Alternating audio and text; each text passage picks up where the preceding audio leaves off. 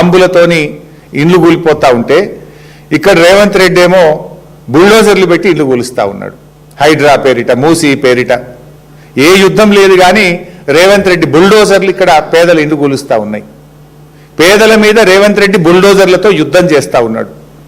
ఇది 10,017 ఇండ్లు కూల్చుడేంది? మూసీ నదిని శుభ్రం చేయడానికి 10,017 ఇండ్లు కూల్చాల్సిన అవసరం ఏంది అని సూటిగా అడుగుతా ఉన్నాం.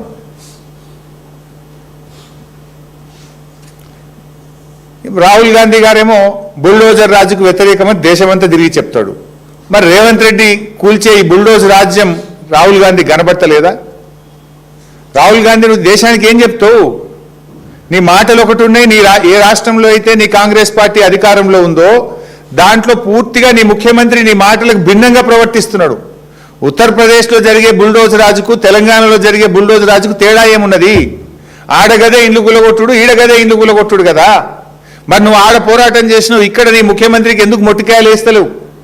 బుల్డోజర్ రాజును బంద్ చేయమని రేవంత్ రెడ్డికి ఎందుకు చెప్తలేరో రాహుల్ గాంధీ గారు ఈరోజు సమాధానం చెప్పాల్సిన అవసరం ఉంది.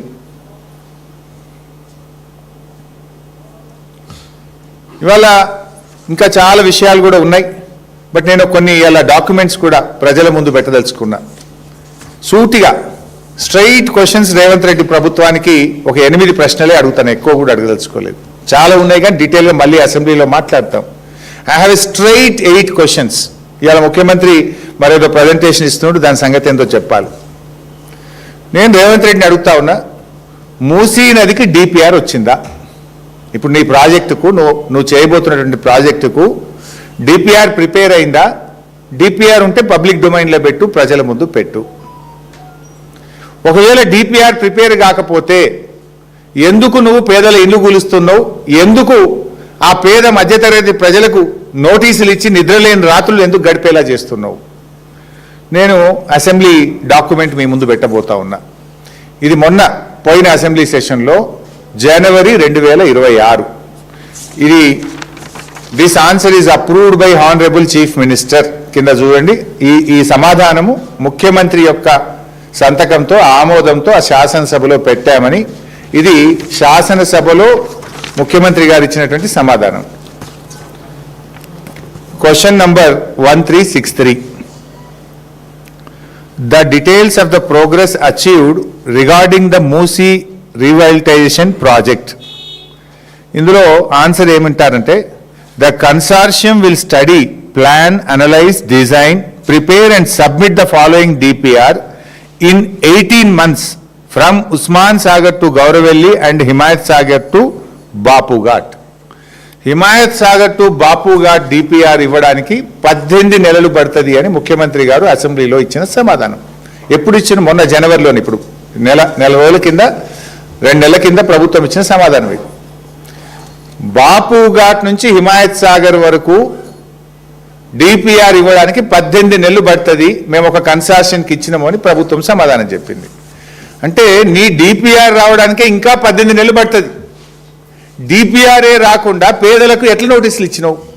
డిపిఆర్ రాకుండా ఇండ్లు ఎట్లా కూలగొడుతున్నావు?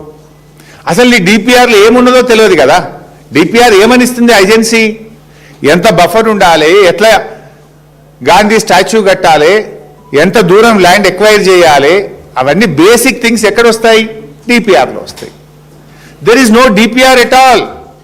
డిపిఆర్ రావడానికే 18 నెలలు పడుతుంది అని అసెంబ్లీలో నువ్వే సమాధానం చెప్పినవు. డిపిఆర్ లేకుండా ఎందుకు పేదలకు నోటీసులు ఇచ్చినావు? ఎట్లా, ఏ బేసిస్లో నోటీస్ ఇచ్చినావు? డిపిఆర్ఏ లేకుండా 10,017 ఇండ్లు కూలుస్తాము అని గెజిట్ నోటిఫికేషన్ ఎట్లా ఇచ్చినావు? వితౌట్ డిపిఆర్ నువ్వు ఈ నంబర్ ఎట్లొచ్చింది? 10,017 ఇండ్లు కూలుస్తాము అనే నంబర్ ఎట్లొచ్చింది వితౌట్ డిపిఆర్? దీనికి సమాధానం చెప్పాలి. నీ డిపిఆర్ 18 నెలలకు వచ్చేది ఉంటే ఇప్పుడే ఆ పేదలకు ఎందుకు నోటీసులు ఇస్తున్నావు? ఎందుకు బుల్డోజర్లు పంపుతున్నావు? ఎందుకు ఆ ప్రజలకు నిద్ర లేకుండా చేస్తున్నావు? ఎందుకు ఆ పేదల ఇండ్లు చాదర్ఘాట్లో 300 ఇండ్లు కూల్చినావు? దీనికి సమాధానం చెప్పు. This is my question number 1. Question number 2, అసలు మూసీలో నువ్వు చేసేది ఏంది? మూసీ నది ప్రక్షాళన చేస్తావా? మూసీ సుందరీకరణ చేస్తావా? మూసీ పునర్జీవన్ చేస్తావా? What is that you are going to do? Please clarify. Is it ecological purification or aesthetic beautification? ఏం చేస్తారు మూసీలో మీరు? ప్యూరిఫికేషనా బ్యూటిఫికేషనా? ప్రజలకు చెప్పు. ప్యూరిఫికేషన్కు మేము సహకరిస్తాం. We're with you, we will support the government.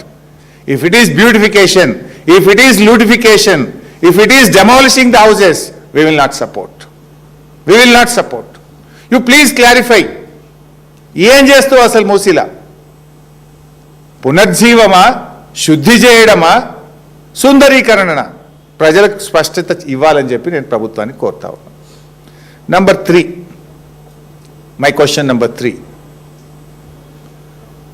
Chandrababu Naidu టైంలో స్టార్ట్ అయింది నందనవనం పేరిట ఈ మూసీది. అప్పుడు స్టార్ట్ అయింది. సరే, అందరు ముఖ్యమంత్రులు వారి వారి ప్రయత్నాలు చేశారు. అసలు బఫర్ ఎంత? ఒక ప్రభుత్వం బఫర్ 9 మీటర్లని ఇచ్చింది, ఒకరు 30 మీటర్లని ఇచ్చారు, ఒకసారి 50 మీటర్లని ఇచ్చారు. ఇప్పుడు రేవంత్ రెడ్డి బఫర్ 100 మీటర్లు అంటుండు. అంటే ఈ బఫర్ 100 మీటర్లు పెట్టడానికి is there any scientific study? బఫర్ను ఎలా నిర్ణయించారు 100 మీటర్లని? దీనికి ఏమైనా సైంటిఫిక్ స్టడీ ఉందా? ఉంటే ఆ స్టడీ బయట పెట్టండి, వివరాలు బయట పెట్టండి. How do you decide 100 metres? ఇంకొక ఇష్యూ కూడా ఉంది మూసీలో. మనం చూస్తాం అప్పుడప్పుడు వెళ్ళినప్పుడు. మూసీ ఒక దగ్గర 200-300 మీటర్లే ఉంటుంది, ఒక దగ్గర కిలోమీటర్ ఉంటుంది. నువ్వు ఎక్కడి నుంచి 100 మీటర్లు అంటున్నావు? 300 మీటర్లు ఉన్న కాడ నది మధ్య నుంచి 100 మీటర్లు అంటావు. మూసీ ఎరోడై అంటే ఏమైందంటే నది ప్రవహించి కొన్ని చోట్ల ఆ పక్కన ఉండే సాయిల్స్ ఎరేడైపోయి అది కిలోమీటర్ అయింది. మరి కిలోమీటర్ ఉన్న దగ్గర కూడా బండు నుంచి 100 మీటర్లు అంటవా? 300 మీటర్లు ఉన్న దగ్గర కూడా బండు నుంచి 100 మీటర్లు అంటవా? అసలు ఆ 100 మీటర్లు ఎట్లా డిసైడ్ చేస్తావు? ఎక్కడి నుంచి డిసైడ్ చేస్తావు? ఫస్ట్ ఆఫ్ ఆల్ అసలు 9 మీటర్ల నుంచి 100 మీటర్లకు పెంచడానికి what is the scientific study? Analysis ఏందో చెప్పు, బేసిస్ ఏందో చెప్పు. అండ్ అది ఎలా కొలుస్తావు? మూసీ ఒక దగ్గర 300 ఉంది, ఒక దగ్గర కిలోమీటర్ ఉంది. How do you take that 100 metres? 300 అనే బేసిస్ తీసుకొని పోతే చాలా చోట్ల ఇండ్లు బచాయించిపోతాయి. మరి ఒక చోట కిలోమీటర్ ఉంది, కిలోమీటర్ ఉన్న దగ్గర కూడా ఆ బార్డర్ నుంచి 100 మీటర్లు డిసైడ్ చేస్తావా? How do you decide? Please clarify. This is number 3. Number 4, ఈ మూసీకి సంబంధించిన ఏదైనా ఒక నదిని మనము చేయాలనుకుంటే, ఒక ప్రాజెక్టు నిర్మించాలనుకుంటే ఒక 100 సంవత్సరాల డేటా తీసుకొని, అనాలిసిస్ తీసుకొని చేస్తూ ఉంటాం. మరి మూసీకి సంబంధించి గత 100 సంవత్సరాల్లో హైడ్రోలాజికల్ స్టడీస్ కానీ, ఫ్లడ్ వాటర్ స్టడీస్ కానీ ఏమన్నా చేశారా? చేస్తే ఆ వివరాలు ప్రజల ముందు పెట్టండి. ఎందుకంటే ఒక నదిని మనం పునర్జీవం చేయాలంటే దాని ఫ్లడ్ ఎంత, దాని 100 సంవత్సరాల్లో హైయెస్ట్ ఫ్లడ్ ఎప్పుడు వచ్చింది, లోయెస్ట్ ఫ్లడ్ ఎప్పుడు వచ్చింది, ఫ్లడ్ను ఎట్లా మనం కంట్రోల్ చేయాలి అని దానికి ఏమైనా స్టడీస్ ఉన్నాయా? Please keep it in the public domain. Hydrological studies, flood water studies, గత 100 సంవత్సరాల రిపోర్ట్ ప్రజల ముందు పెట్టండి. And one more important point, number 5. అంటే ఈ ముఖ్యమంత్రిని నమ్మలేం. ఇందాకన్నా చూసారా, ఈయనకి ఏదో శాపం ఉన్నట్టుంది, నిజాలు చెప్పడు. పూర్వజన్మలో ఏదో శాపం ఉన్నట్టుంది రేవంత్ రెడ్డికి. అబద్ధాలు తప్ప ఆయనకు నిజాలు చెప్పడం రాదు అని నేను ఉత్తగా అనట్లేదు. I will show another 2 documents now.